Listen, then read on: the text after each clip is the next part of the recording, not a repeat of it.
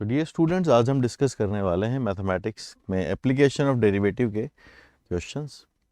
First question says f is a function where it is a continuous and differentiable function. ध्यान रखिए, function continuous भी है और differentiable भी है for all real x। f of 2 की वैल्यू है -4 एंड f डैश x की वैल्यू है greater than equal to 6 for all x belonging to this interval. ठीक है, हमें f ऑफ 2 की वैल्यू मालूम है और जो ऑप्शंस में अगर हम देखें तो सब जगह f ऑफ 4 पूछा है। ये बाउंड्री के एक्सट्रीम पॉइंट है और कंटिन्यूअस और डिफरेंशिएबल है, तो हम सीधा लेग्रांजेस मीन वैल्यू थ्योरम से बोल सकते हैं कि एक ऐसा सी जरूर एग्जिस्ट करेगा जिसकी value f of 4 minus f of 2, जिसका स्टेटमेंट होता है उसको हम लेकर आएंगे and where c for some c belonging to this interval. ये स्टेटमेंट होता है अगर एक फंक्शन कंटिन्यूअस और डिफरेंशिएबल हो then f dash c will be equal to f of b minus f of a upon b minus a और b क्या है, बाउंड्री पॉइंट्स है। तो ये किसी ना किसी c के लिए ऐसा जरूर होगा। हमें ये गिवन है कि सभी x के लिए जो इस इंटरवल में है इस f डैश x की वैल्यू हमेशा ग्रेटर देन इक्वल टू 6 रहेगा। तो एक काम करते हैं, पहले इसका थोड़ा डेटा रखते हैं। f ऑफ 2 इज -4, तो ये +4 बन जाएगा, यहाँ 2 है और ये पूरा जो आउटपुट है f डैश c जो दोनों इक्वल हैं, this should be greater than equal to 6। तो f ऑफ 4 हमारे पास यहाँ से आप देखेंगे 12 आएगा, 12 minus 4, so we are having f of 4 as greater than equal to 8। तो मार्क करेंगे ऑप्शन नंबर बी इस पर्टिकुलर क्वेश्चन के लिए। सेकंड क्वेश्चन को ट्रीट करते हैं। यहाँ पर एक फंक्शन हमें दिया हुआ है, कंसिडर द फंक्शन, एक इंटरवल है -2 से 3 के बीच में। फंक्शन है हमें x when x is not equal to 1 and when x is equal to 1। फिर उसके बाद आपसे क्वेश्चंस पूछे गए, कंटिन्यूटी डिसकंटिन्यूटी के बारे में बात कर रहे हैं, रोल्स थ्योरम की बात हो रही है, वैल्यूज के इक्वेट कर रहे हैं, डिफरेंशिएबिलिटी की बात हो रही है, फिर रोल्स थ्योरम की बात हो रही है।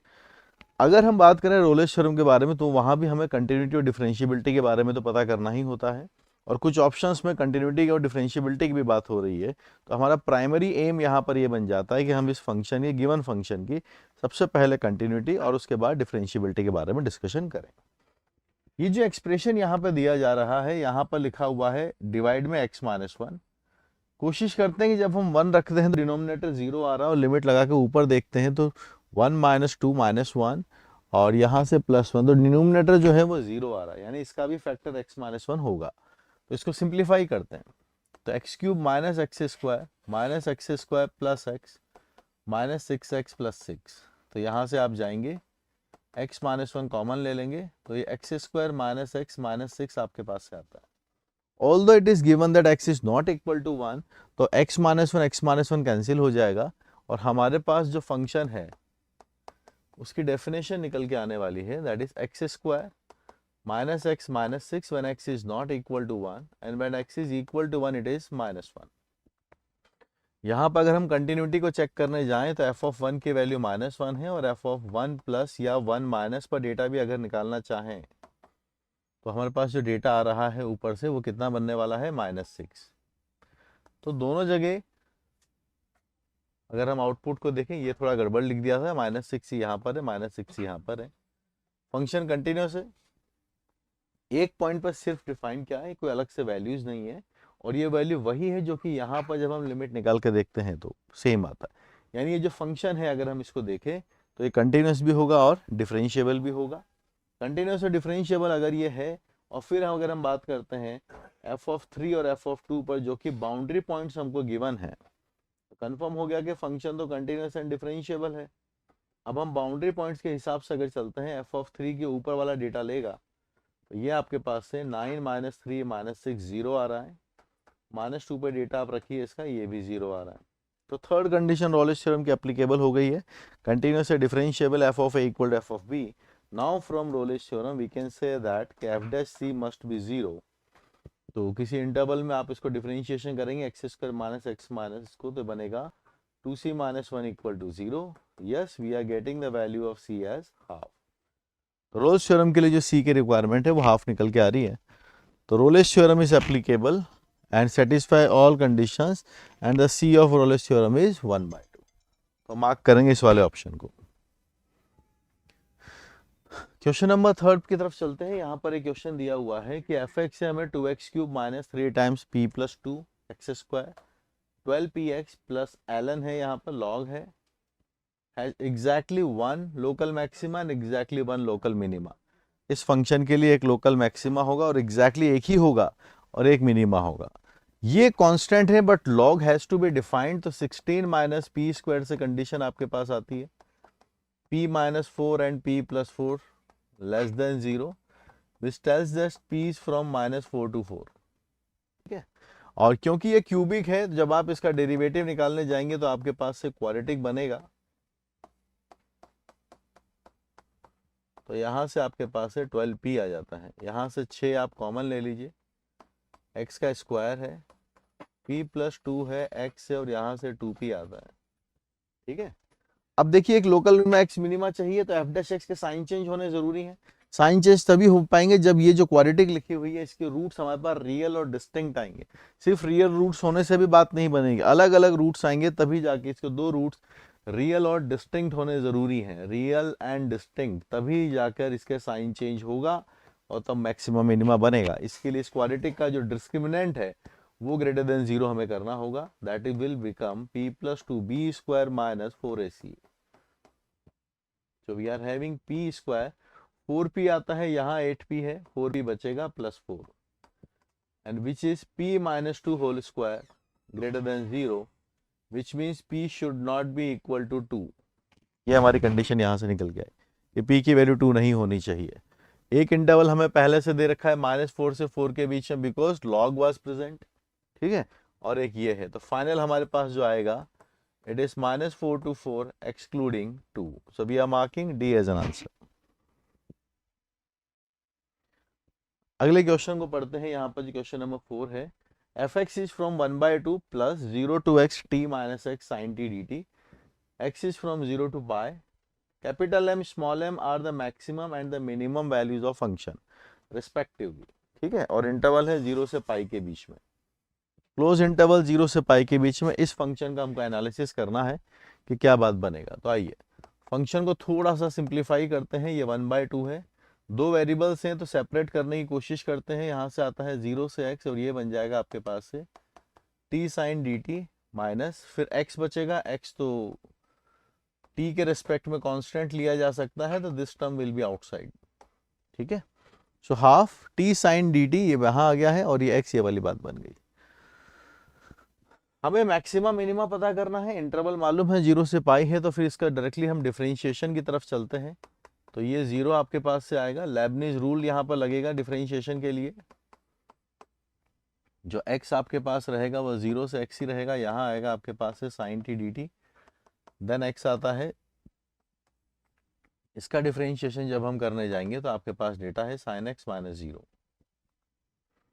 आइए सिंप्लीफाई करते हैं, तो क्या रिजल्ट हमको दिख रहा है, ये जो है x sin x इस वाले x sin x से कैंसिल है, f डैश x का जो डेटा है वो आता है 0 से x आता है sin t dt है, और x जो है हमको मालूम है 0 से पाई है, तो ये एक इंटीग्रेशन है जो 0 से पाई तक किया जाएगा। 0 से पाई तक अगर आप साइन का कर्व देखें वो ऐसा आता है और it's going to be above the x axis, तो ये पॉजिटिव रहेगी पूरी क्वांटिटी, और सामने नेगेटिव लगा दिया है तो f डैश x जो रहेगा वो नेगेटिव रहेगा, यानी फंक्शन का जो नेचर है वो डिक्रीज करने वाला है, डिक्रीजिंग नेचर है। डिक्रीजिंग नेचर है तो हमें चाहिए मिनिमम और मैक्सिमम। फंक्शन अगर डिक्रीजिंग है, सपोज यदि आपके मार्क्स अगर डिक्रीज होते जा रहे हैं तो मैक्सिमम वैल्यू आपकी सबसे शुरू में आएगी, यानी मैक्सिमम वैल्यू हमारी आएगी 0 पर इस फंक्शन के अकॉर्डिंग, और जो मिनिमम वैल्यू होगी वो हमारी सबसे लास्ट वाला जो वैल्यू है उस पर निकल के आएगा, दैट इज पाई। तो आइए इसको कंप्यूट करके देखते हैं फिर क्या बात बनती है उसके अकॉर्डिंग। वैसे आपके पास यहाँ पर ये f डैश x आया है, सो ये तो इंटीग्रेट भी हो जाएगा अगर आप यहाँ से देखना चाहें इसको। वी आर इंटरेस्टेड कि f डैश x की वैल्यू क्या होगा, साइन t का जो इंटीग्रेशन है वो आपके पास से cos t बन जाएगा, 0 से x आपके पास आएगा, this will be cos x minus 1। ठीक है, और यहीं से अगर आप और थोड़ा इंटीग्रेशन करते हैं तो ये आपके पास एक बार और इंटीग्रेशन कर देंगे, it is sin x minus x plus c plus k लिख लेते हैं, क्योंकि वैल्यूज निकालनी फंक्शन की, तो फंक्शन हमें डायरेक्टली तो अभी यहाँ पर हमने देख लिया है, चाहे तो उसको सॉल्व करते हैं वरना यहीं से सिंप्लीफाई कर लिया। sin t का इंटीग्रेशन माइनस cos t होता है, ठीक है ना, सही बोल रहा हूँ ना, हाँ। यहाँ पर डेटा रखा। अब देखिए यहाँ पर इसको अगर आप एफ ऑफ जीरो पर डेटा निकालना चाहते तो शायद जीरो से जीरो जल्दी हमारा वैल्यू निकल के आ जाता है, ये तो डायरेक्ट ही आ जाएगा। We are integrating from zero to zero, F of zero is half, zero से जीरो इंटीग्रेशन खत्म हो जाएगा, हाफ आएगा। बारी है पाई की, तो आप यहाँ से भी अगर रखते हैं एफ ऑफ जीरो की वैल्यू तो हाफ है, के की वैल्यू हाफ आ गई, ठीक है। और एफ ऑफ पाई आप निकालना चाहते हो तो आप यहाँ रख दीजिए, sine pi will be zero minus pi plus half, ठीक। Now we are interested in m minus small m, 1/2 minus minus pi plus 1/2। So data compute करते हैं और देखते हैं क्या फाइनल आंसर हमारे पास आता है। वो हाफ से हाफ चला जाएगा, we are getting pi as an answer. क्या आंसर आ रहा है? पाई। तो हम मार्क करेंगे पाई को आंसर की तरह, B is the answer. Good question. Fifth की तरफ चलते हैं। इस वाले क्वेश्चन को आप देखिए, एफ एक्स गिवन है sine cube x plus lambda time sign square x है और माइनस पाई/2 से पाई/2 में एक्स की वैल्यूज हैं। Number of possible integral values of lambda for which F x has, फिर से वही बात, एग्जैक्टली वन मिनिमम चाहिए और एग्जैक्टली वन मैक्सिमम चाहिए। तो पूरा फोकस, क्योंकि फंक्शन तो कंटिन्यूअस है, trigonometric functions are continuous and differentiable, तो will use first derivative test for this. तो डिफरेंशिएट करते हैं, 3 sine square x cos x plus 2 lambda sine x cos x. हमारे पास से साइन एक्स कॉस एक्स तो कॉमन आ जाएगा और यहाँ से डेटा जो बनता है वो है 3 साइन एक्स प्लस 2 लैम्डा। क्योंकि x की वैल्यूज माइनस पाई/2 से पाई/2 है तो यहाँ पर एक बात कंफर्म हो गई है, कॉस वाले टर्म तो जीरो होगी नहीं और ये टर्म हमेशा कैसी रहेगी? पॉजिटिव। कॉस तो हमेशा पॉजिटिव रहेगा क्योंकि पाई/2 और माइनस पाई/2 पे ओपन इंटरवल है। अब जो डिसाइड करने वाले हैं दो फैक्टर्स हैं, माइनस पाई/2 से पाई/2 के बीच में हमें दो पॉइंट्स ऐसे चाहिए ताकि एक मिनिमम बन पाए और एक मैक्सिमम बन पाए। यहाँ से दो बातें आ जाएंगी, पहला ये कि साइन एक्स हो सकता जीरो आ जाए और दूसरे वाले से आ रहा है कि साइन एक्स की वैल्यू -2/3, ठीक है। तो ये तो पॉइंट आ ही गया है आपके पास, यहाँ से आपके पास रिजल्ट आया x इक्वल टू 0। अब यहाँ से पॉइंट अगर हम देखें, अगर हम चाहते हैं कि इसके सॉल्यूशंस आए और एफ डैश एक्स का साइन चेंज हो तो साइन एक्स का जो भी फैक्टर्स आ रहे हैं उसके अराउंड उसका साइन चेंज होना जरूरी है एफ डैश एक्स का। तो इसके लिए जो -2π/3 है, साइन की वैल्यू अगर हम देखें -π/2 से π/2 में इसके बीच में लाई करनी चाहिए, बिटवीन फ्रॉम -2 to 1। तो यहाँ से हम गए आगे, 3/2 है, लैम्डा है और -3/2 है। यहाँ पर पता है प्रॉब्लम क्या है, एक ही जगह फंसी हुई है बात कि अगर कहीं लैम्डा जीरो हो गया, कहीं अगर लैम्डा जीरो हो गया तो आपके पास से 3 साइन एक्स और साइन एक्स बन जाएंगे 3 साइन स्क्वायर एक्स, और एक रियल नंबर का स्क्वायर बन गया तो उसके अराउंड साइन चेंज होगा नहीं, पॉजिटिव वो रहेगा और एक जगह जीरो बनेगा बस, और cos x भी पॉजिटिव रहेगा तो ना तो मैक्सिमा आएगा ना मिनिमा आएगा। तो लैम्डा की वैल्यू को हमको रोकना होगा कि बस ये जीरो नहीं होना चाहिए, बाकी सब चलेगा। क्योंकि अगर जीरो हो गया तो ये भी साइन एक्स ये भी साइन एक्स दोनों स्क्वायर बन जाएंगे, एफ डैश एक्स का साइन चेंज होगा नहीं। तो लैम्डा जो हमारे पास प्रेफरेबली आना चाहिए वो है -3/2 से 3/2, but the excluding the value of 0। Integrals की बात कर रहे हैं तो इंटीग्रल्स आप ले सकते हैं -1 and 1, so they are two things। हम सी को मार्क कर देंगे। अगले क्वेश्चन की तरफ चलते हैं। एफ एक्स गिवन है हमारे पास है -x³ + 1। अगर ये आपके पास -1 to 1 के बीच में है, तो यहाँ -1 है, ठीक है, -1 to 1 और 1 से ग्रेटर। सारे ऑप्शंस पढ़ते हैं, डिसाइड करते हैं क्या पूछा जा रहा है। 1 1 1 1, हर जगह डिस्कशन किसका है? 1 की ही बात हो रही है, मैक्सिमा की बात हो रही है, मिनिमा की बात हो रही है, इंक्रीज डिक्रीज या पॉइंट ऑफ मिनिमा। तो आइए प्लॉट करते हैं। x³ है, इस तरह का ग्राफ बनता है, पर -x³ है तो ऐसा बनेगा। तो ये -∞ पर माइनस वहाँ रहेगा, आप डेटा बना के देखिएगा और 1 तक इसको लेकर आना है। 1 डेटा में इसमें रखता हूँ तो 1 -1 0 आता है। ये जो इसका बिहेवियर है कुछ ऐसे करते हुए यहाँ आके पहुँचेगा और 0 बन जाएगा। This data is this. और आगे ही चलते हैं, 1 से आगे इस पे चलिएगा। 1 से आगे ये जो डेटा आपके पास बना हुआ है, मॉड ऑफ x+1 जो है, एक लाइन होगा, मॉड ऑफ x+1 का ये डायग्राम बनता है। पॉजिटिव साइड पे देखोगे तो ये वाला प्लॉट होगा, प्लस लैम्डा ये बताने वाला है कि इस ग्राफ को शिफ्ट कहाँ करें, ठीक है। इफ लैम्डा इज पॉजिटिव या इक्वल टू 0 भी है तो ये यहां बन सकता है, वरना फिर ये ऊपर की साइड जा सकता है। इफ लैम्डा इज पॉजिटिव, उन दोनों केसेस में अगर आप देखेंगे तो पॉइंट ऑफ 1 पर ये पॉइंट मिनिमा का पॉइंट बन जाएगा। So it has a point of minima when lambda is positive. D option हमको यहाँ पर ठीक लग रहा है। एक एक करके बाकी ऑप्शंस भी पढ़ते हैं। Point of minima for every values of lambda, no. If lambda is negative तो फिर ये वाला पोर्शन आपका यहाँ से भी आके आएगा। तो यहाँ पर बना है, लेकिन 1 से और स्मॉलर वैल्यूज 1 के आगे भी है, तो ये वाला ऑप्शन तो आपका गलत है। लैम्डा अगर नेगेटिव है तो मिनिमा बनेगा नहीं। अगर ये यहाँ पर है तो ना तो मैक्सिमा आएगा ना मिनिमा आएगा, दोनों ही नहीं आएंगे, neither. It increases at x equal to 1 for lambda is greater than equal to 0। क्या ये इंक्रीज करता है 1 पर लैम्डा अगर पॉजिटिव है? नहीं, इधर डिक्रीज करता है फिर इंक्रीज करता है। ये ऑप्शन भी गलत है, क्योंकि 1 जो बन जाएगा पॉजिटिव्स के लिए वो पॉइंट ऑफ मिनिमा बन जाएगा। यहाँ पे इक्वल टू 0 भी लिखा है, तो ये वाला केस है जब वो यहाँ से होके जाता है, क्लियरली दिख रहा है कि this is point of minima और लैम्डा इक्वल टू 0 ऑल्सो, है ना। 0 की बात करें और पॉजिटिव के लिए बात करें, आप यहाँ जा सकते हैं। मार्क करेंगे डी ऑप्शन को। आगे चलते हैं। अगले क्वेश्चन में पूछा है कि tangent to the curve at the point 1,1 on the curve, ये कर्व आपके पास है, ये मिलता है कर्व को वापस से पॉइंट P पर। तो पहले तो इसकी टेंजेंट ड्रॉ करते हैं। तो डिफरेंशिएशन आएगा 2y divide by d x is 2 minus x का whole square, it is x 2 times 2 minus x and it is -1, ठीक है। और टेंजेंट की बात हो रही है, पॉइंट और x और y दोनों की वैल्यूज 1 है, so it is 2 times 1 1 2 1 -1 -1, we are getting tangent और स्लोप एज -हाफ। एक बार थोड़ा चेक कर लें कैलकुलेशन को, 2y आता है, x रहा 2 टाइम्स 2 माइनस एक्स, तो डेरिवेटिव -1, 1 रखा 1, यहाँ से 2 लिखा हुआ है -1, ठीक है, यही डेरिवेटिव आ रहा है टेंजेंट का -half. So let's write the tangent down. Point तो पता है हमें,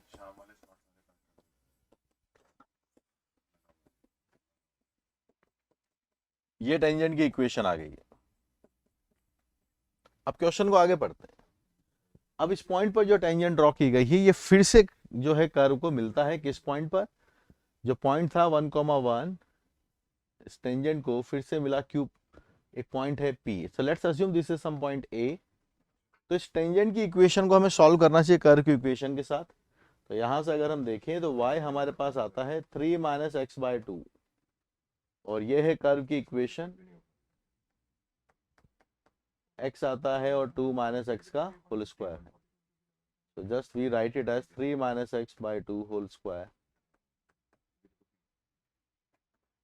यहाँ पर है x square minus 4x plus 4।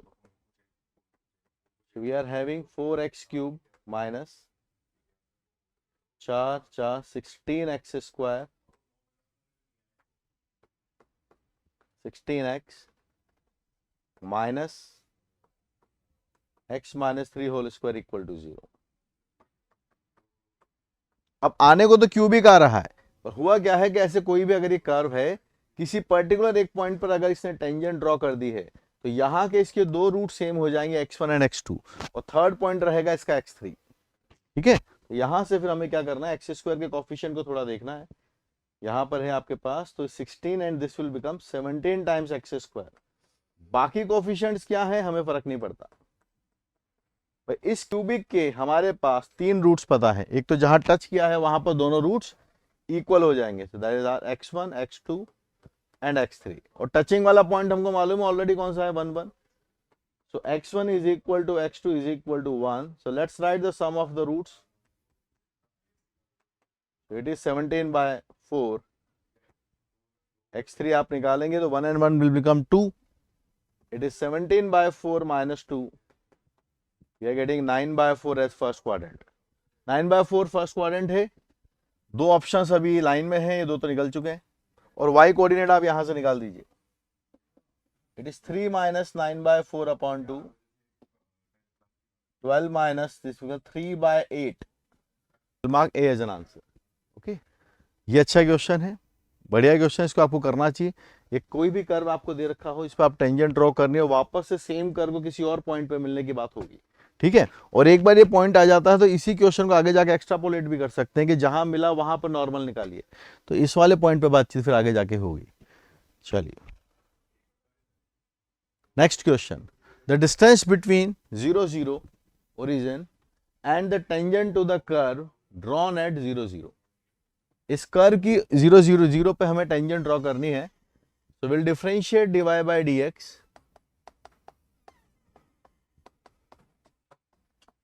ये हमने लिखा, हमारे पास आया 2, ये आया टेंजेंट का स्लोप। और पॉइंट के लिए आप एक काम कर सकते हैं, अगर हम x को 0 रखते हैं तो y की वैल्यू हमारे पास से निकल के आ रही है 1, so the point is 0, 1। Slope पता है, पॉइंट पता है, आप टेंजेंट की इक्वेशन लिख सकते हैं। ये आसान क्वेश्चन है, y - 1 x - 0 एंड स्लोप कितना था, स्लोप था 2, सो 2x - y + 1 = 0, ये आई टेंजेंट। अब इस पे हमें डिस्टेंस निकालनी पॉइंट से, तो द डिस्टेंस परपेंडिकुलर ड्रॉ कर दो इसको ओरिजिन के साथ, वी हैव इट है 4 + 1 that is 1/√5, A is the answer, ठीक है। आगे चलते हैं, हम एमसीक्यू क्वेश्चंस पे चलते हैं, जिसमें लिखे हुए हैं कि एफ एक्स आपके सामने है 3x² 0 से x integration e power -x f of x - t। सबसे पहले हमें इसके अंदर, क्योंकि x - t लिखा हुआ है, किंग अप्लाई करते हैं, जो डेफिनेट इंटीग्रेशन की प्रॉपर्टीज है, a + b - x से अगर हम रिप्लेस करके देखें, सो इट इज 0 + x - t। तो t को हम रिप्लेस कर रहे हैं क्योंकि इंटीग्रेशन t के रिस्पेक्ट में x - t के साथ, ये सेम रहेगा, e⁻t की जगह x - t f ऑफ,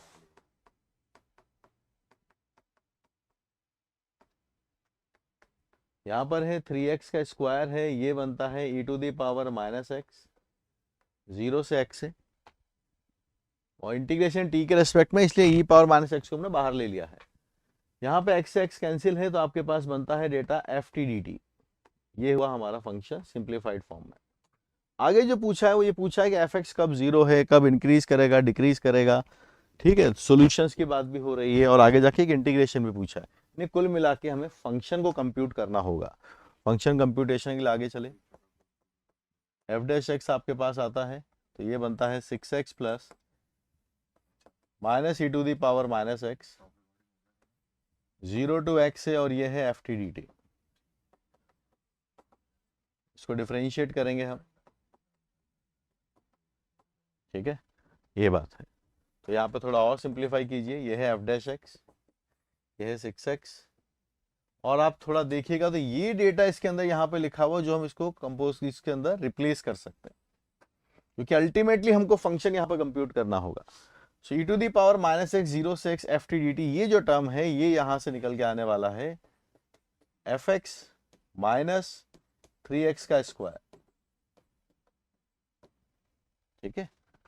बनाइए इसको, क्या बात बनती है, तो we are having this as 6x plus 3x का स्क्वायर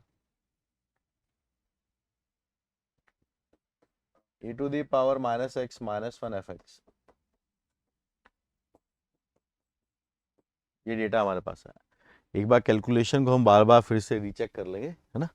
तो फंक्शन में सबसे पहले हमने क्या किया है, डेफिनेट इंटीग्रेशन की जो प्रॉपर्टी है हमारे पास, किंग रूल जिसको कहते हैं, उसे रिप्लेस किया t को a + b - t के साथ, यानी a + x 0 + x - t। तो t चेंज होगा सबसे पहले x - t के साथ, और यहाँ पे भी जाके चेंजेस होंगे, ये बनेगा f ऑफ t। और एक यहाँ पर जो है हमारे पास e⁻t भी यहाँ पर लिखा हुआ रहेगा, e⁻t। जस्ट अ सेकेंड, एक स्मॉल डेटा मिस कर दिया था हमने, वापस करते हैं उसको। e⁻t का कॉफिशिएंट भी प्रोडक्ट में रहेगा, देखो वापस से,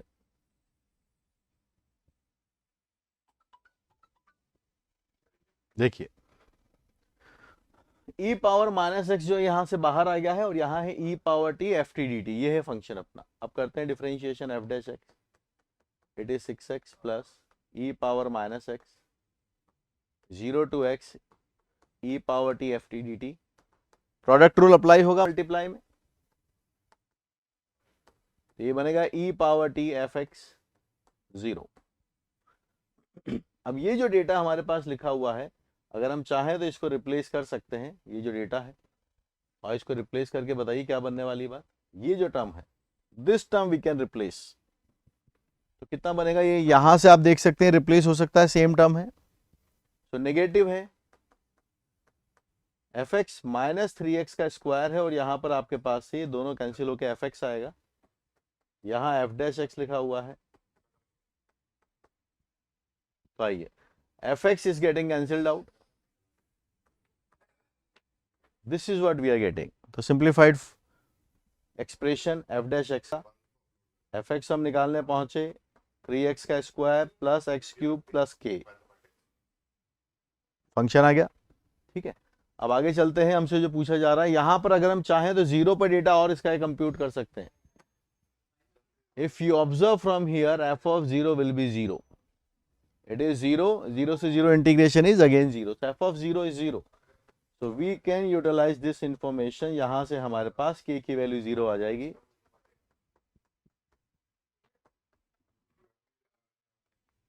ये fx आ गया है। fx के बारे में कई सारी बातें पूछी है, fx 4 कब आएगा, 2 कब आता है, 0 कब आता है, कई सारी बातें। तो अगर हम इसको देखें तो हमारे पास सॉल्यूशंस क्या आ रहे हैं, अगर हम इसको 0 करते हैं तो, इसको अगर हम 0 करते हैं तो हमारे पास एक सॉल्यूशन x का 0 आता है और एक -3 आता है, वी आर गेटिंग 2 सॉल्यूशंस, यहाँ लिखे हैं 3 सॉल्यूशन, ये वाला ऑप्शन गलत है। आगे चलते हैं, f of x is monotonically increasing function, ये इंक्रीजिंग फंक्शन है, तो आप डेरिवेटिव निकालिए इसका। एक चीज और है, f of x equal to 4 लिखा हुआ है, इस वाले को भी आप सिंप्लीफाई कर सकते हैं, तो यहां पर है x cube plus 3x square is equal to 4, इसको आप चाहें सिंप्लीफाई करके देख लें, तो यहां से भी आप डेटा बना पाएंगे कि 4 आएगा, कोई जैसे 1 इसका फैक्टर दिख रहा है तो फैक्टर्स हो जाएंगे इसके ना, कितने सॉल्यूशंस आएंगे इसमें हम इंटरेस्टेड हैं, तो we can factorise this one also. चाहे तो इसको हम थोड़ा ग्राफ से भी बना सकते थे,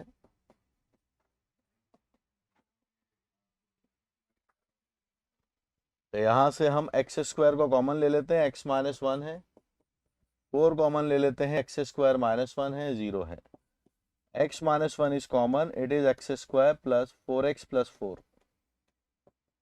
so we are getting x minus 1 and x plus 2 whole square, ultimately we are getting two values, 1 and minus 2, so it has two solutions, yes it has two solutions। D option integration है, integration कीजिए, function तो मालूम है हमें, x cube plus 3x square, so integration is x cube plus 3x square, x cube एक odd function है तो 0 चला जाएगा, जिसका इंटीग्रेशन, तो यहां पर जो आपके पास लिखा हुआ रहेगा वो रहेगा एक्स क्यूब, और ये है -1 to 1, फाइनल आंसर हमारे पास से 2 आएगा, यस ये भी आंसर ठीक आ रहा है, तो सी और डी तो हमारे पास आंसर आ रहे हैं। अब बस ये बात कि ये मोनोटोनिक इंक्रीजिंग है यानी, और इसका पता हमें इसके डेरिवेटिव से पता चल जाएगा, so let's compute it's differentiation, जो है एक्स क्यूब प्लस फंक्शन ये रहा, सो डिफरेंशिएट करोगे तो आपके पास डेटा बनता है 6x प्लस एक्स क्यूब है तो ये बनेगा 3x का स्क्वायर,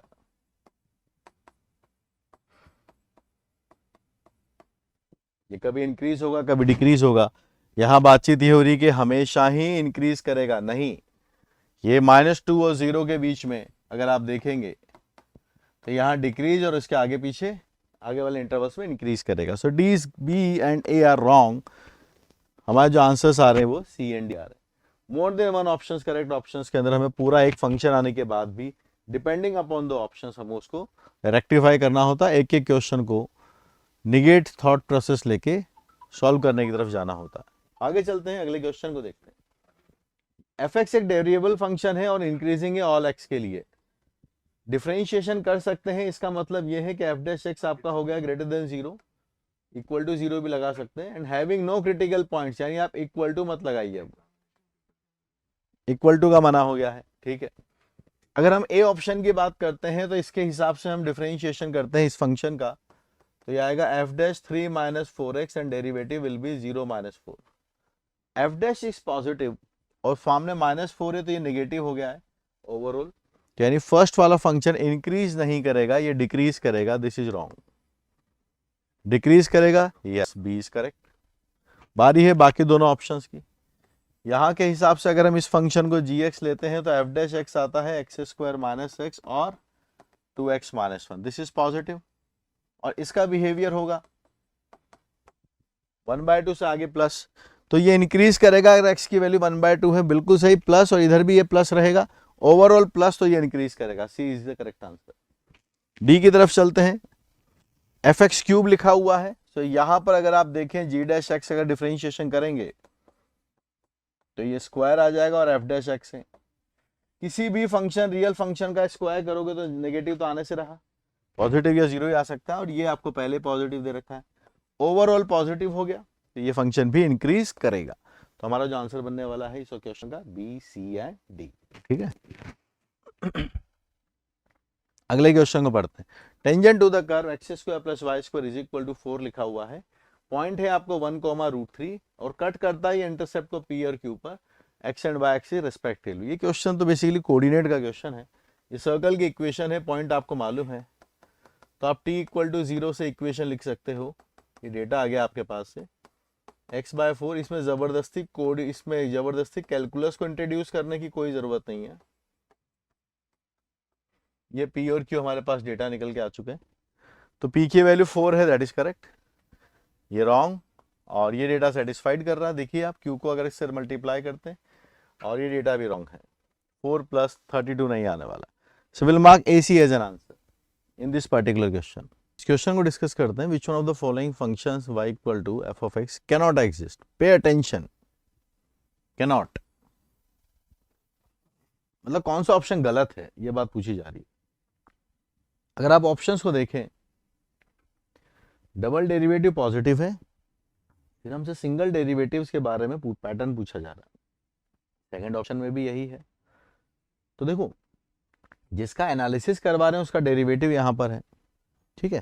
तो dy/dx अगर हम देखें इसको, dy/dx जो है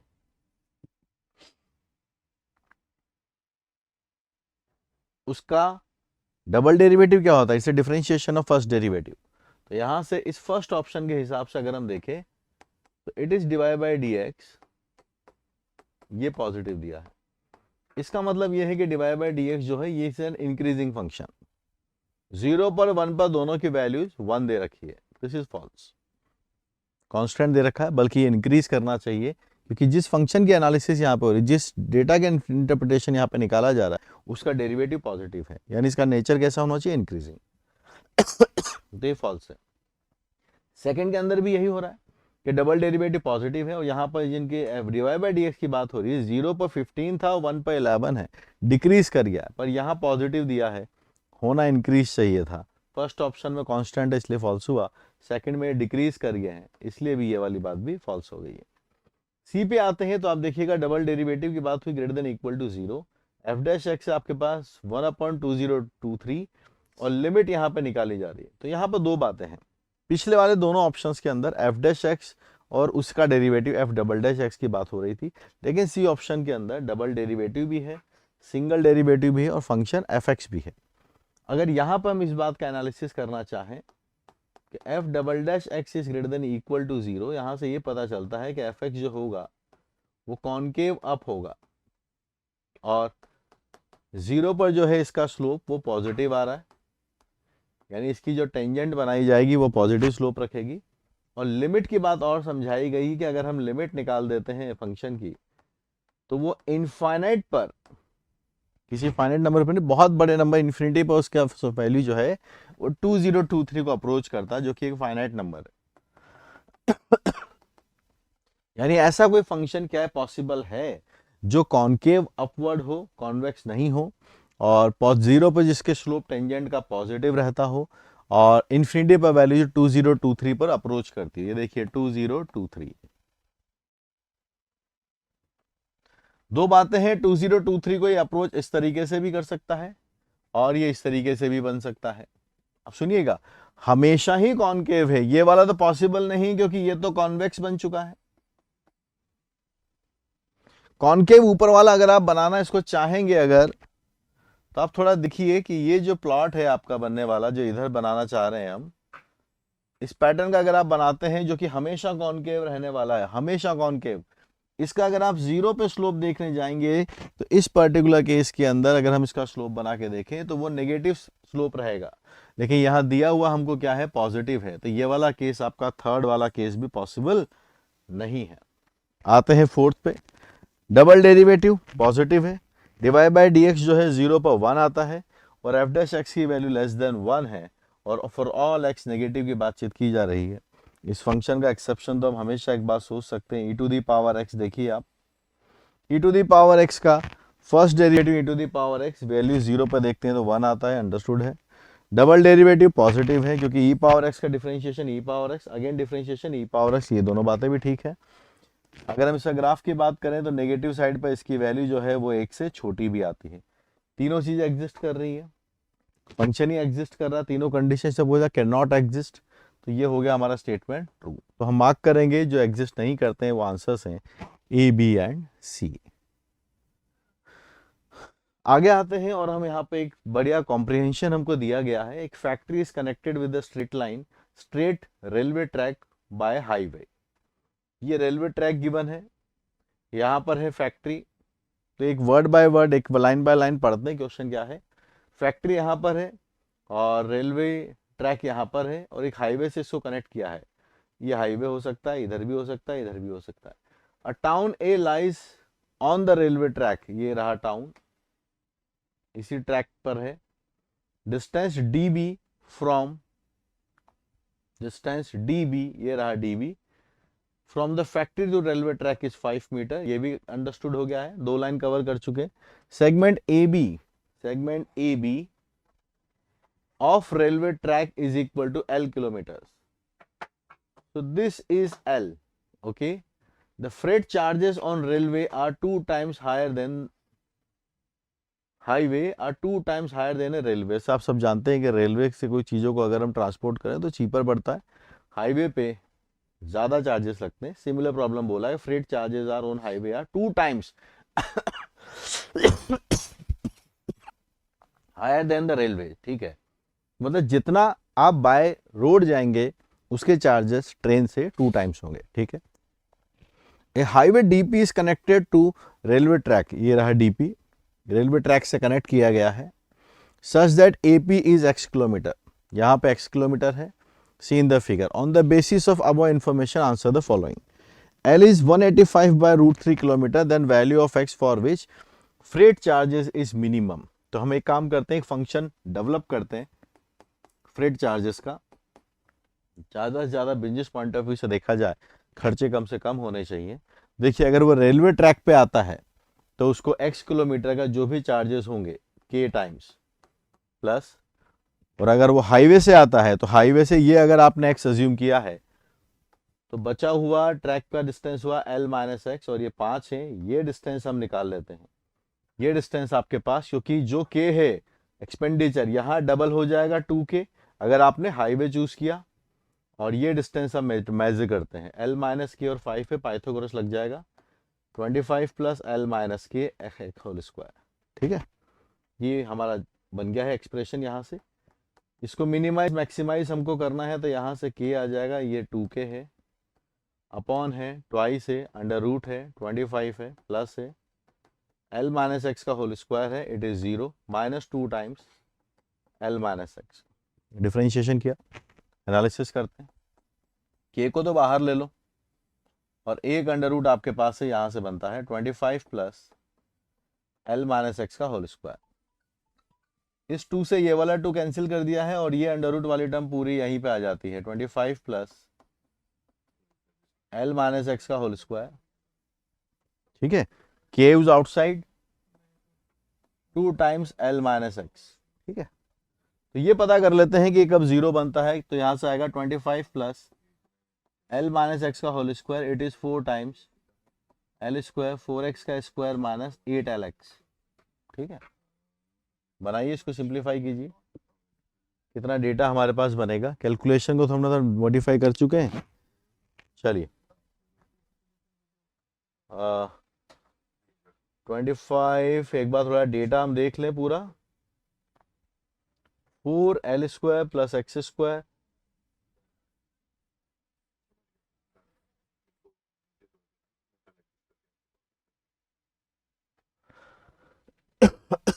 यहां से भी अगर आप देखेंगे तो यहाँ पे x² बनेगा, तो हमारे पास बचेगा डेटा 3x का स्क्वायर माइनस 2LX, यानी आएगा 6LX, और यहाँ पे L² है, इट इज 3L² माइनस 25। ये डेटा हमारे पास आता है। कैलकुलेशन का ध्यान रखना है, सब डेटा हमने ठीक लिखा है, एक्सप्रेशन ठीक है। चलिए इसको सिंप्लीफाई करते हैं। एल का डेटा वैसे हमको गिवन है,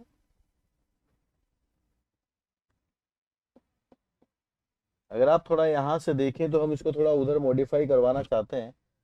3 तो हम कॉमन ले लेंगे, और ये x माइनस एल का होल स्क्वायर है, और ये सामने 25 है, शायद ये बन रही बात। देखिए 3 इज कॉमन, और यहां से आपके पास ये बन जाएगी बात। ठीक है, नेक्स्ट पेज पे चलते हैं। x minus L whole square is 25/3, तो x is l plus minus 5/√3। Obvious सी बात है, x is smaller than l, तो नेगेटिव वाला ही साइन होगा। और वहीं पे अगर आप f' का साइन देखना चाहते हैं, यहाँ पर ये जो लिखा हुआ है, इक्वलिटी पता चल गई। अगर आप l पर पता कर लो, अगर l रखते हैं तो ये 0 बनेगा, ये वाला 0 है, 25 यानी पॉजिटिव आने वाला है। तो बिहेवियर f' का अगर हम देखना चाहें 0 से l के बीच में, this is some value x0, इधर प्लस है इधर माइनस है, this is the point of minima. ये जो डेटा हमने निकाला है x0 वाला। ठीक है, पढ़ते हैं क्वेश्चन को क्या पूछा था। मिनिमम चाहते थे, मिनिमम आया, l की वैल्यू इतनी है, देन वैल्यू ऑफ x वो पूछना चाहते हैं। l की वैल्यू देख लीजिए 185/√3, so it is 185/√3 minus 5/√3, it is 180/√3, जिसको हम लिख सकते हैं 60√3। ठीक है, ये डेटा है, इसको मैच करिए 60√3। डन। ऐसे क्वेश्चन आसान होते हैं, बस एक एक्सप्रेशन की जरूरत होती है, तो उसके बाद जो वो चाहते हैं मिनिमम मैक्सिमाइज, वो हमने कर दिया। आगे गए, इसी के अंदर पूछा है आपसे, if L is 10 kilometre then freight charges are to be maximise. अब हम चाहते हैं कि जो चार्जेस लगे वो मैक्सिमम आने चाहिए। अभी अभी हमने देखा है इसका बिहेवियर कैसा है, कि यहां नेगेटिव था, यहां पॉजिटिव था। तो L की वैल्यू जब 10 होती है तब की बात कर रहे हैं कि मैक्सिमम चार्जेस बताइए क्या होगा। तो यहां से डिक्रीज करता हुआ आता है, मिनिमम आता है, फिर मैक्सिमम आता है। तो मैक्सिमम चार्जेस या तो 0 पर होंगे या फिर L पर होंगे। So first we will calculate 0 पर, या फिर जो L है एक्सप्रेशन उस पर निकालेंगे। तो एक्सप्रेशन कहाँ है, ये रहा अपने पास, f of x is equal to k is common, आपके पास है x plus under root of 2 times 25 plus l minus x whole square. ये फंक्शन है फ्रेट का। 0 पर डेटा निकालते हैं, इट इज 0 प्लस 2 टाइम्स √25।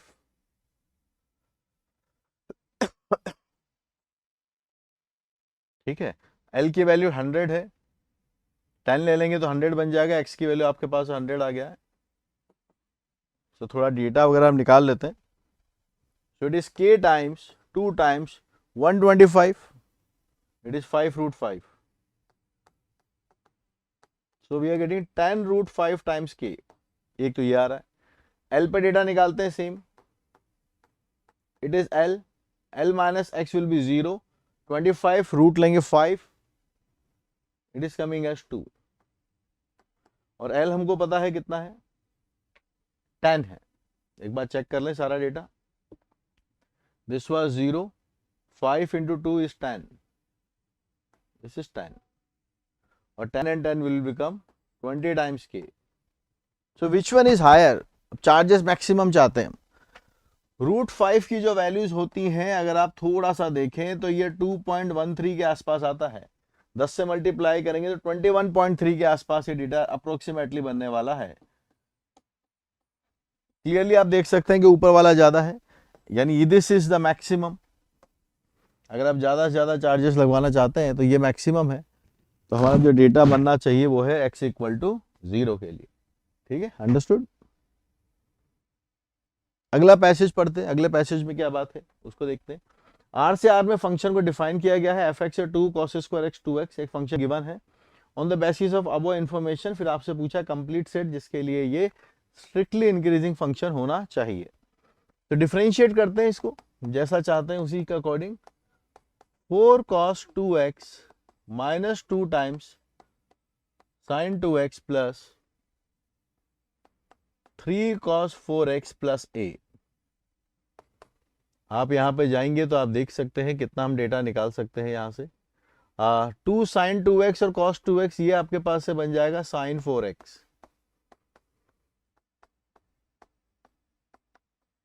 ठीक है, ये a आया। 3 cos 4x minus 4 sin 4x।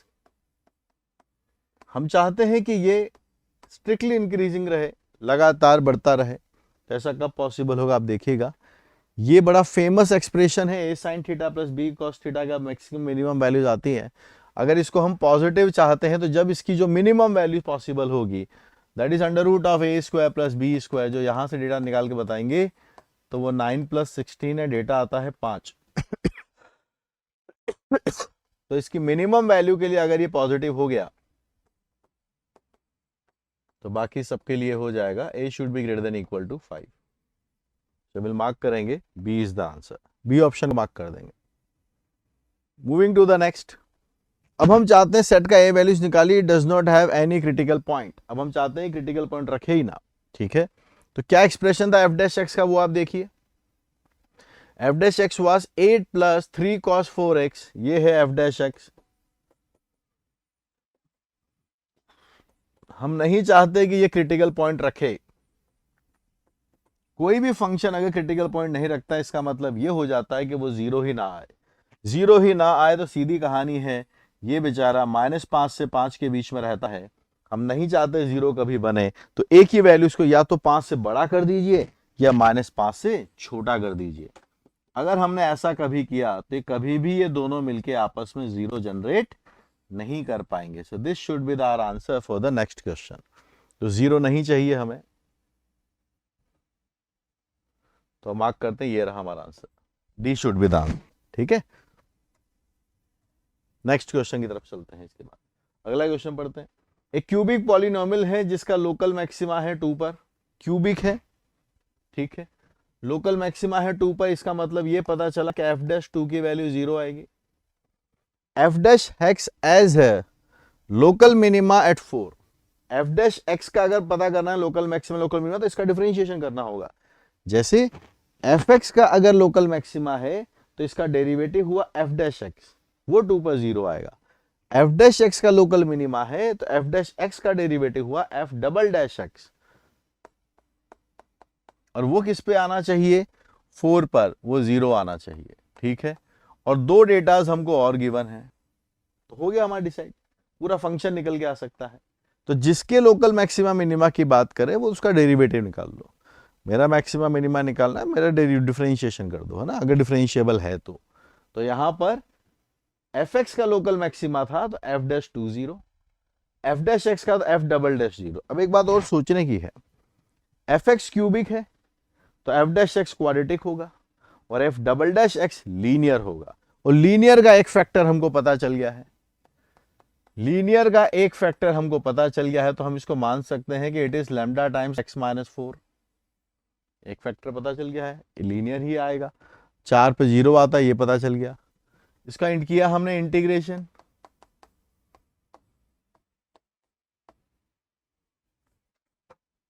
Integration किया 4x प्लस आपके पास से कोई लैम्डा वैल्यू k आ गई ना, इंटीग्रेशन कर दिया x² / 2 - 4x प्लस k। अब हमें पता है f'2 0 है, ये 0 आता है तो 2 रखा हमने, 4/2 करेंगे तो 2 बन जाएगा, यहां से 8 आता है, ये k आता है। पता चल गया k की वैल्यू 6 लैम्डा है। ध्यान से देख लीजिएगा, k की वैल्यू 6 लैम्डा है, तो हमें f'(x) पता चला। फिर आप इस क्वेश्चन को डायरेक्टली एक क्यूबिक अज्यूम करके भी कर सकते हैं, पर वैसे करोगे तो टाइम ज्यादा लगेगा मेरे हिसाब से। बाकी आप वैसे भी कर सकते हैं। k की वैल्यू 6 लैम्डा है, आप यहाँ पे पहुंच गए हैं, तो ये आता है आपके पास है lambda x² / 2 minus 4x lambda plus 6 lambda, ये है हमारे पास f dash x leading to the f x. Integration करते हैं,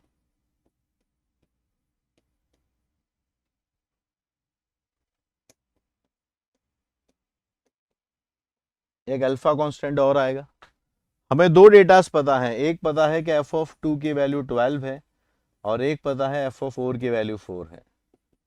2 रखेंगे तो 8 आता है, यानी ये आता है 4/3 लैम्डा।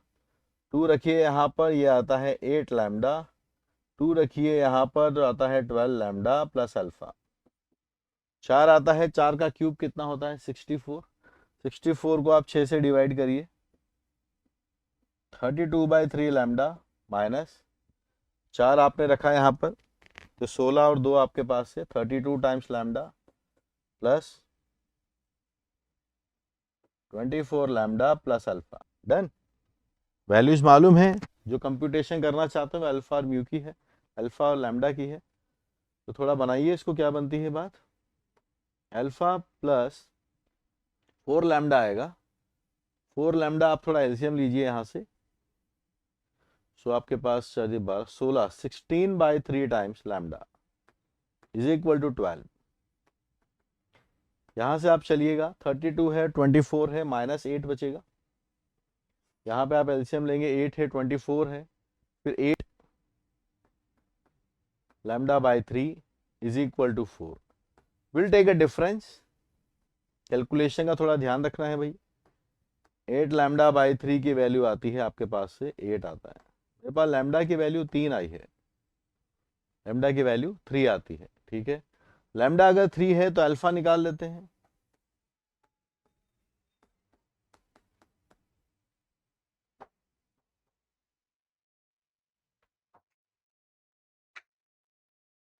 -4 आता है।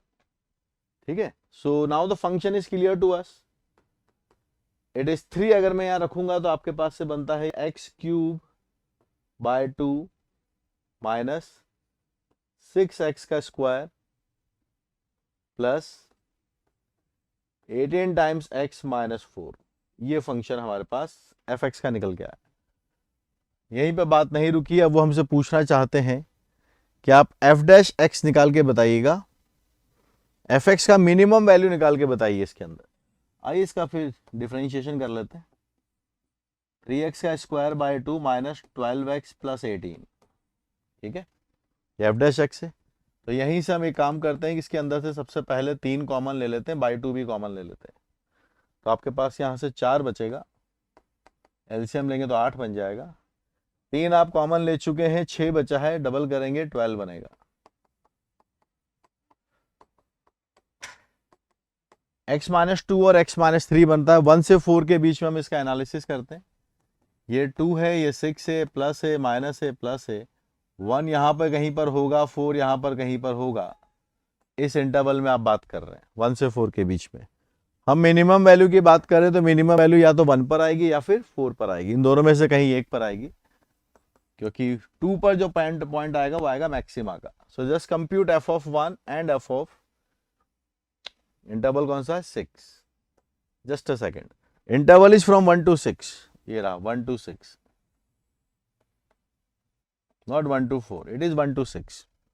तो 1 to 6 में देखिए ये मैक्सिमा का पॉइंट है, यहां से बढ़ते बढ़ते वहां जाते जाते मिनिमा दिख रहा है, तो 6 पर आ सकता है मिनिमा, या फिर इसका जो मिनिमा है वो 1 पर भी आ सकता है। So we will calculate 2 datas 1 and 6। पता करिए 1 पर क्या डेटा बनेगा।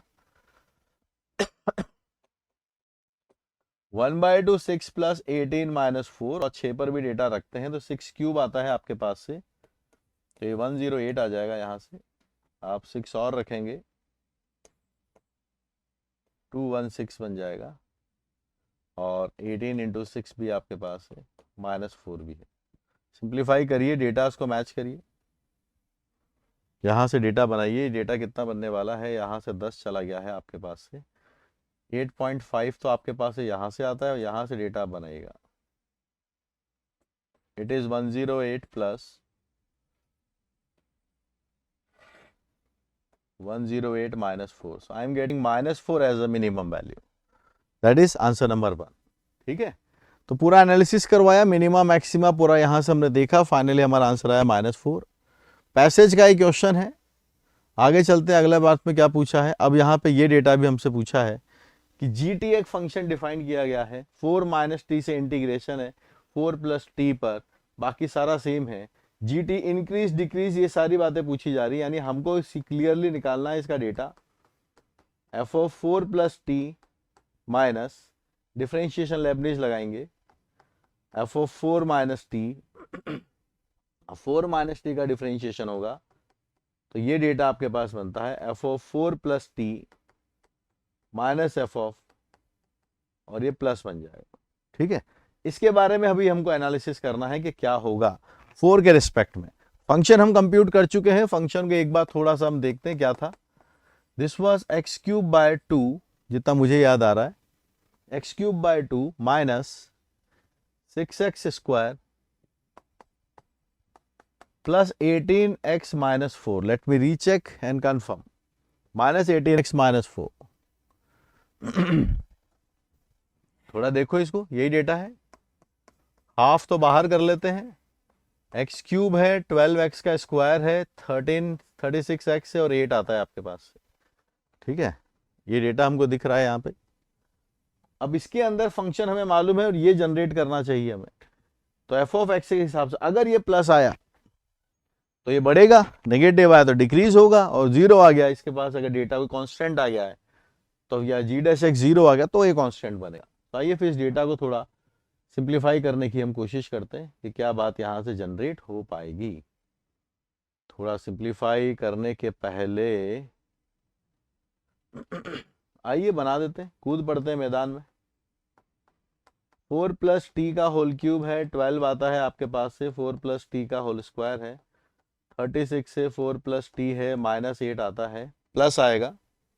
अब आप अगला बनाने जा रहे हैं, 4 - t का क्यूब है, 12 आता है, 4 - t का स्क्वायर है, 36 से 4 - t है और -8 है।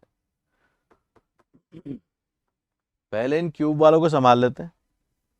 क्यूब वाले आप बनाने जाएंगे तो आप थोड़ा देख लीजिएगा, a + b whole cube plus a - b whole cube क्या बनता है आपके पास से, this become 2 times a³ plus 3 times ab square. ये वाली टर्म बचेगी आपके पास, अगर आप इसको जानते हैं थोड़ा बहुत तो करेक्ट बात है, क्योंकि माइनस साइन इसके साथ है, इसी को सेटल करते हैं, बाकी तो कैंसिल होगा। तो यहां से अगर हम देखें तो ये 2 टाइम्स आएगा आपके पास है 64 एंड 3 टाइम्स 4 विल बिकम 8 और ये t स्क्वायर। सिंप्लीफाई कर रहे हैं, 12 है, इनको सिंप्लीफाई कीजिएगा, this will become 16 + t square into 2, 24 हो जाएगा। ठीक है, तो t स्क्वायर प्लस 16 24 डन। और यहां से आएगा 36 × 4 × 2 -16, t वाली terms cancelled out. 128 + 16t square minus 24 × 16 24t square. Data उसको मैच करते हैं, सिंप्लीफाई करते हैं। 3 टाइम्स a था, यहाँ पर थोड़ा गड़बड़ देखो एक बार, 3 and 4 तो ये बन जाएगा यहाँ से 12 एंड देन t, यहाँ पर 12 है, this is 12 and this will become 24, ये बोथ आर कैंसिल्ड आउट।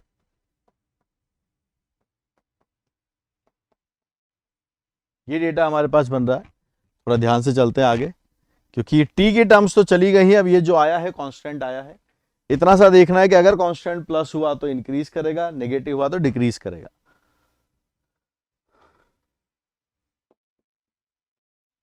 है यहाँ पर, और यहाँ पर भी अगर आप देखेंगे 60 से आप हटाएंगे तो 112 आपका चला जाएगा, और यहाँ पर अगर आप देखते हैं तो यहाँ से हम 16 रख सकते हैं, तो यहाँ पर 18 - 24 आपका डेटा बनता है, 6 आता है, ये गेटिंग 1/2 112 प्लस यहाँ से 8 आएगा, 8 नहीं 6 बनेगा, और 6 इज गोइंग टू बी 96, 4 आपके पास रखेंगे 16, 8 आता है इसका आंसर। तो दिस इज कमिंग एज 8। तो 8 अगर ये आ रहा है पूरा, तो g' t की वैल्यू 8 आई, that is positive, so it is going to be an increasing function. ये हम मार्क कर देंगे, ये ऑप्शन हम मार्क कर देंगे। Moving to the next question, इसमें जो लिखा हुआ उसको पढ़िए। m is the slope of the line which is tangent to this curve and normal to this curve, then they are asking for this। Slope निकालना है इस लाइन का जो इसका टेंजेंट हो। पहली बात तो हम इसके ऊपर एक पॉइंट एज्यूम कर लेंगे। अब चेक करिए क्या वेरीफाई होता है। क्यूब एंड पावर 4 12 है और यहां से 12 आता है, सो विल डिफरेंशिएट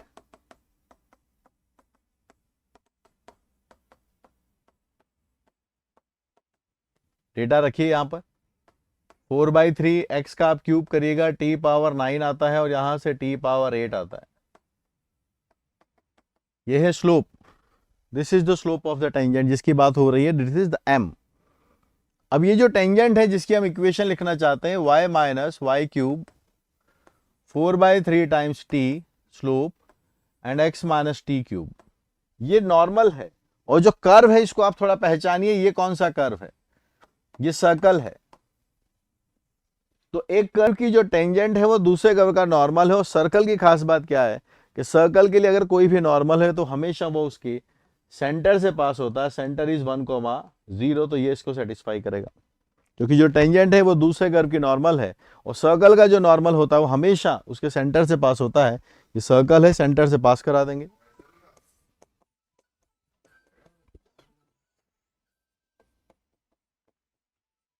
सिंप्लीफाई करते हैं, एक तो चला गया, t 0 आता है, मना कर दिया है m is not equal to this, so t can not be 0।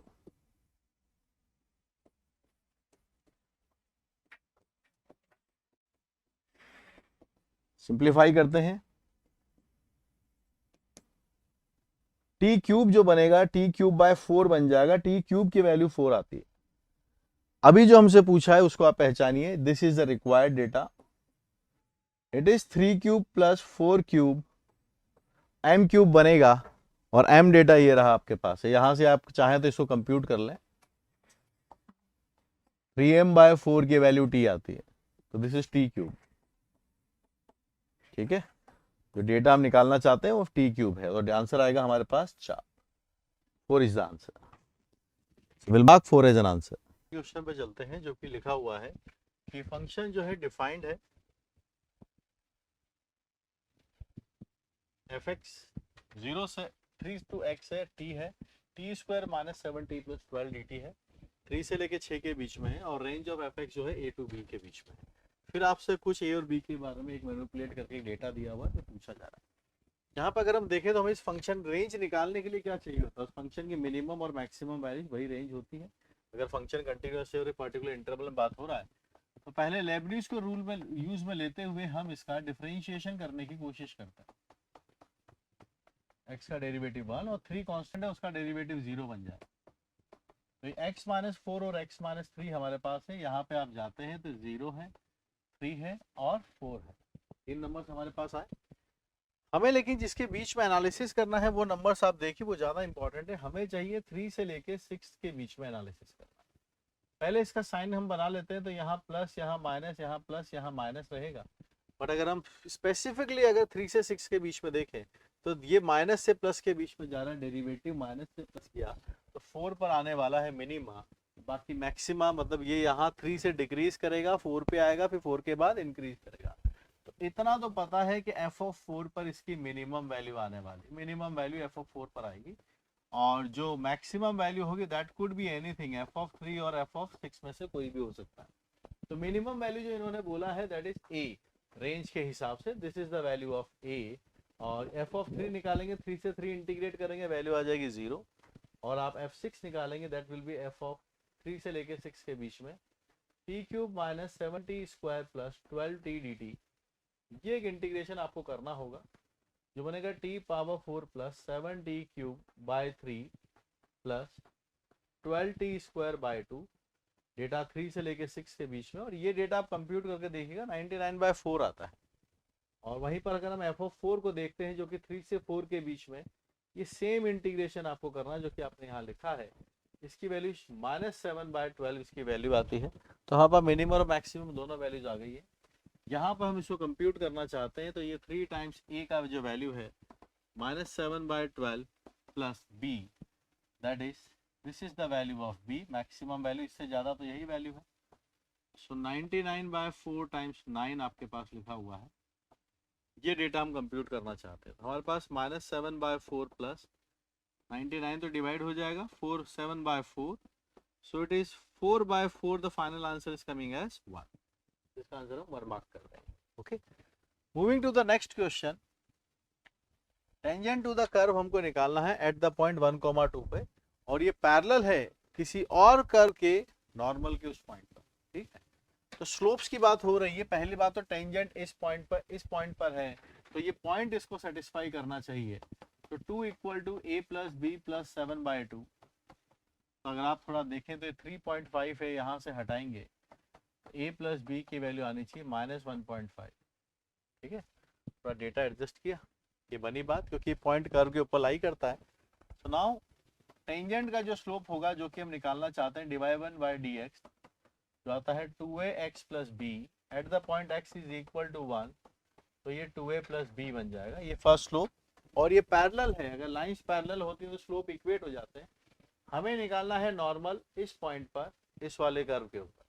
तो चलिए फिर इसके ऊपर टेंजेंट का स्लोप निकाल लेते हैं। पहले तो dy2/dx that will be 2x + 6, but the point x की वैल्यू है -2,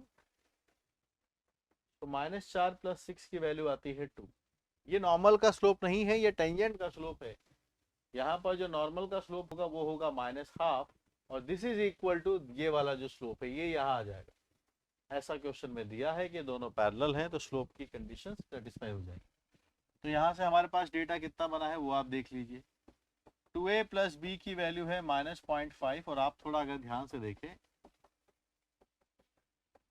हमें a + b पता है, तो हम a + b की वैल्यू -1.5 भी यहाँ पर रख लेंगे। कैलकुलेशन थोड़ा कर लेते हैं, a की वैल्यू 1 आती है, और अगर आप a 1 लेते हैं तो फिर b की वैल्यू अगर आप निकालेंगे तो -2.5 आता है।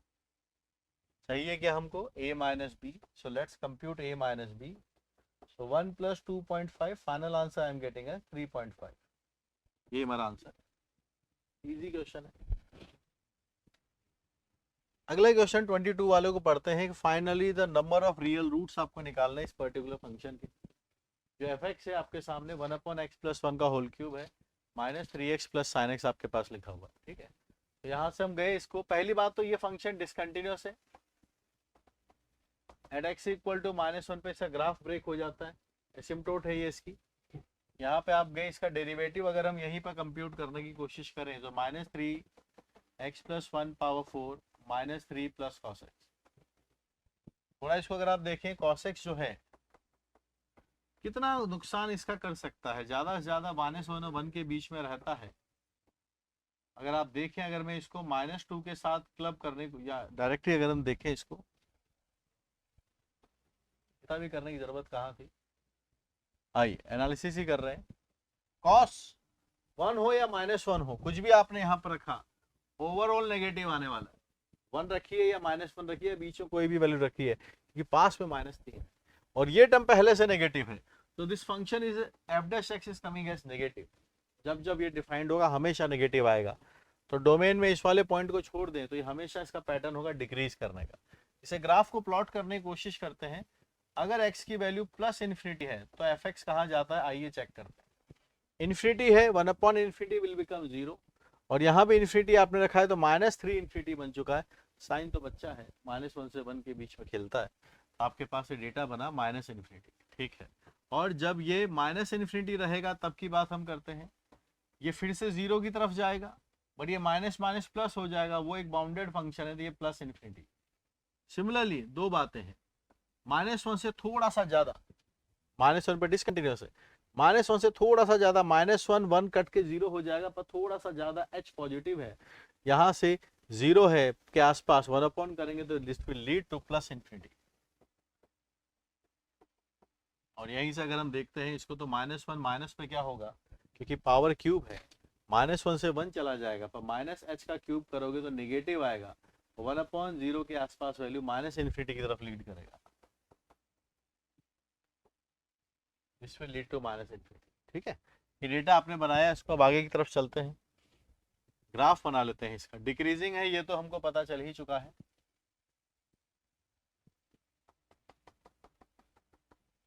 ये है आपका -1, -1 के थोड़ा आगे ये इन्फिनिटी पर है। जीरो पर डेटा देख लो, इसका एफ ऑफ जीरो निकालना जरूरी है।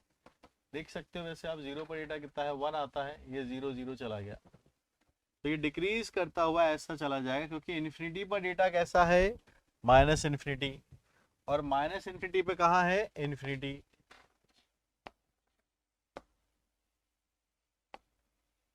अब आप देखिएगा यहाँ पे भी कैसा होने वाला है, -1 के थोड़ा सा पहले यहाँ पर -इन्फिनिटी है। तो इस पॉइंट ऑफ डिसकंटिन्यूटी के पहले ही वो इन्फिनिटी से -इन्फिनिटी 2 बार आ चुका है। तो जीरोज आप अगर काउंट करके देखें तो हमारे पास 2 पॉइंट ऑफ 2 रूट्स इसके आने वाले हैं। तो will mark 2 as a solution. Next question, इसको पढ़ते हैं। एक एफ है जो थ्राइस डिफरेंशिएबल है, ठीक है, और पूरे आर के अंदर वो डिफाइंड है, ठीक है, और f of zero has at least 5 distinct zeros. Notice करेंगे f of x equal to 0 has 5 distinct zeros. ठीक है, फिर पूछा है कि मिनिमम नंबर ऑफ जीरोस इस इक्वेशन के निकाल के दिखाइए। ठीक है, एफ एक्स के बारे में पता है, एफ डैश एक्स के बारे में बात कर सकते हैं रोलिस थ्योरम से, मिनिमम 4 आ जाएंगे। एफ डबल डैश एक्स के बारे में बात कर सकते हैं एफ एक्स की, वो पता चल जाएंगे आपको कि मिनिमम उसके 3 आ जाएंगे, और ट्रिपल डैश की बात करेंगे 2 आ जाएंगे। बट इस वाले फंक्शन को अगर हम थोड़ा ध्यान से देखें तो बार बार एफ एक्स के बारे में बातचीत हो रही है, लेकिन ये किसी और कॉम्बिनेशन में भी लिखा हुआ है। ठीक है, यहाँ पे 6 है, 12 है, 8 है, और डैश डैश डैश की बात भी हो रही है। तो एक काम करते हैं, जो इक्वेशन होती है जिसके मिनिमम की बात करते हैं, तो फंक्शन अगर अज्यूम करने की हम बात सोचें तो exponential is the best way, और यहाँ पर 2 का फैक्टर ज्यादा दिखता है, तो हम एक्सपोनेंशियल में अगर 2 का फैक्टर रखें तो इसको x/2 और fx करके अगर अज्यूम करें, इससे क्या होगा, हम fx के जो रूट्स हैं उसको यूटिलाइज कर सकते हैं। इसके 5 रूट्स हैं, और दिस इज द फंक्शन जिसका अगर हम एक्सप्रेशन को डिफरेंशिएट करके देखते हैं तो e⁻x/2 बाय हाफ fx आपके पास आएगा, एंड e⁻x/2 f' आपके पास बनेगा। g'' आपके पास बनाइएगा e⁻x/2 अपॉन 4 fx है, e⁻x/2 अपॉन 2 है, फिर f' आता है, ये x/2 है, फिर से हाफ आएगा, और ये f' है, e⁻x/2 और f''x। मेरे हिसाब से आपके दिमाग में एक ही सवाल चल रहा होगा, यही फंक्शन क्यों माना, कैसे पता चलेगा हमें, है ना, ये सवाल आपके दिमाग में चल रहा होगा। क्योंकि देखो fx को तो यूटिलाइज करना है, और इससे हम क्या इसके इंडिविजुअल के बारे में तो बात कर पाएंगे, लेकिन ये जो समेशन दे रखा है उसके बारे में बात नहीं कर पाएंगे। तो ऐसा फंक्शन जिससे fx भी मेंटेन रहे और जो उसके फंक्शन, दूसरा जो फंक्शन है वो रिड्यूस भी ना हो, वो एक्सपोनेंशियल फंक्शन होता है। यहाँ पे जो कॉफिशिएंट आपको दिख रहे थे, आप एक काम कर सकते हैं, आप e⁻kx इसको अज्यूम कर सकते हैं। क्या अज्यूम कर सकते हैं, e⁻kx, और फिर वहां से आप कंपेयर करके k की वैल्यू निकाल सकते हैं। ये भी काम आप कर सकते हैं, ओके, ये वाला काम भी आप कर सकते हैं। तो यहाँ पर अभी मैंने डबल डेरिवेटिव निकाला, तो आप जब कंपेयर करेंगे तो k की वैल्यू आपकी हाफ आ जाएगी। मतलब I am saying is you can take gx as e⁻kx into fx, और फिर कंपेयर करके रिलेशन से आपको k पता चल जाएगा कि हाफ आएगा। यहाँ पे बने हाफ आया, और ये डेरिवेटिव यहाँ से फिर से हाफ आएगा, और यहाँ पे डबल डेरिवेटिव बनेगा। इसको थोड़ा सिंप्लीफाई कर लें अगर हम कर पाते हैं तो, e⁻x/2 4 आता है ये gf से, क्योंकि ये बात मुझे आपको मैच करके दिखानी है कि भाई ये डेटा दोनों के सेम आते हैं। ठीक है, ये आया आपके पास है g''x। Now moving to g''x, e⁻x/2 fx आपके पास से आता है, बाय 8 आता है आपके पास, और आप चलेंगे e⁻x/2 बाय 4 आता है, यहाँ से f'' आता है। ये डेटा आपके पास है, फिर से x/2 अपॉन 2 आप करेंगे, f'' आता है, प्लस e⁻x/2 f'' आपके पास से आ जाएगा, e to the power x by two f double dash x, triple कर दीजिए, और एक बार e to the power x by two upon two f of double dash x कीजिए। तो ये जो पूरा एक्सप्रेशन आपके पास लिखा हुआ है, दिस इज अल्टीमेटली, यहां से 1/8 आपका एलसीएम निकल के आ जाएगा। It is 8 times G triple dash X, ये लिखा हुआ है। ठीक है, तो रोलेस थ्योरम ये कहता है कि अगर हमें जीएक्स के 5 रूट्स पता चल गए हैं, तो इनके बीच में हमें एक एक रूट्स और पता चल जाएंगे, एटलीस्ट मिनिमम। और यहीं पर अगर हम और जी डबल डैश एक्स की बात करेंगे, तो यहां हमारे पास आएंगे मिनिमम 4, और डबल डैश में पता चलेंगे मिनिमम 3, और वहीं ट्रिपल डैश का हमको पता चल जाएंगे कि इसके मिनिमम 2 जीरोस तो होंगे ही होंगे। ये एडवांस में भी इसके ऊपर काफी क्वेश्चंस पूछे गए हैं। Good question. Cuboid the length whose edge is √2 and is inscribed in a sphere of radius √2 if the maximum volume of cuboid is V। ये आपसे पूछा जा रहा है। तो क्यूबॉइड है,